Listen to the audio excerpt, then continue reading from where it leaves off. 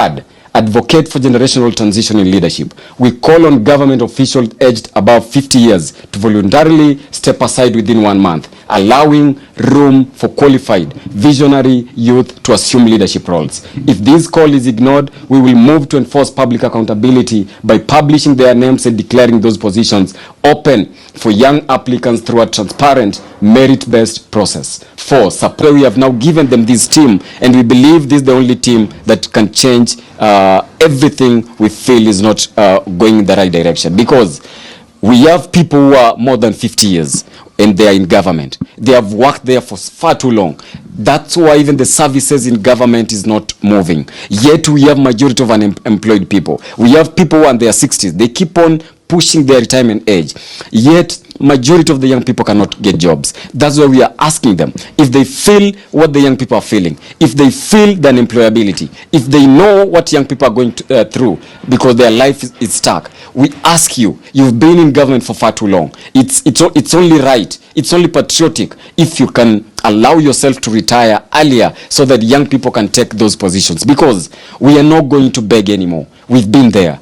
And this is the time for young Kenyans to take over. And we are not going to take over with protests. We are not going to take over with going to the streets. No, we are going to do policies. We are going to draft bills. We are going to make sure the country moves in the right direction. Not just because for the protest side, but to make sure young people have something to do. Because we pay taxes to the government. But majority of the people who are employed in government, they are not young people. They are not young people. In fact, more than 50% of the government is full of way older people, more than 50%. So if this 50% can get out of government, resign from their positions, and young people get absorbed in those positions, trust me, even the government efficiency is going to change. So yeah, appointing the cabinet. We are looking beyond 2027. We are looking beyond 2032. If you look even the entire parliament, the entire county assemblies.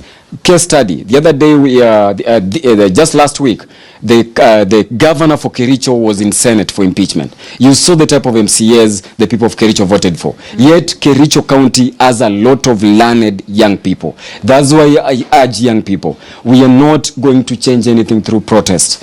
I would like you to come out in large numbers to vie for those seats. Not just to vie. We are here to help each other clinch those seats. Because if we are not going to take care of the county assemblies, we are not going to change anything. If we are not going to go to parliament in 2027, we are lying to ourselves. However bad the president is, we only want to go to parliament and to the county assemblies, so that even if we get a quack president, even if we get a quack governor, they can't be impeached. But right now, we have a parliament that cannot even call out the rot in the executive. So we want a very vibrant parliament full of young people, whereby we can advocate for issues, not just advocacy, but also policy.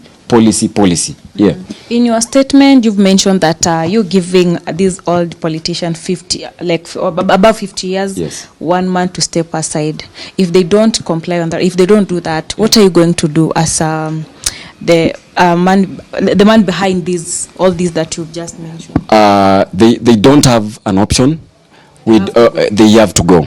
We've been patient. In fact, they have been pushing us. Most of them, they are our parents. They have been pushing us to go to the streets. They leave us on the couches, they go to work. They leave us on the sofas, they go to work. Then they join us to complain that there are no jobs. Yet they are way too old to be working in government. And the reason is, if we can have a threshold, if we can have a framework where people retire early, these are the people who can be creating jobs. If you're 50 years, you've been working for government for the past 20 years, you should have created 2 or 4, 5 jobs. But these people still depend on the salary. That's why we have a youth badge. That's why majority of the young people don't have jobs. Because those who are the generation that is ahead of us, they have not created majority of those jobs. Yet they are still employed in government. Yet they are still getting paid by government. So it's not like we are trying to massage their ego. No, it is time they have to retire. And I have a question. You mentioned that people above 50 years should go home. Yes. Our president is above 50 years. Yes.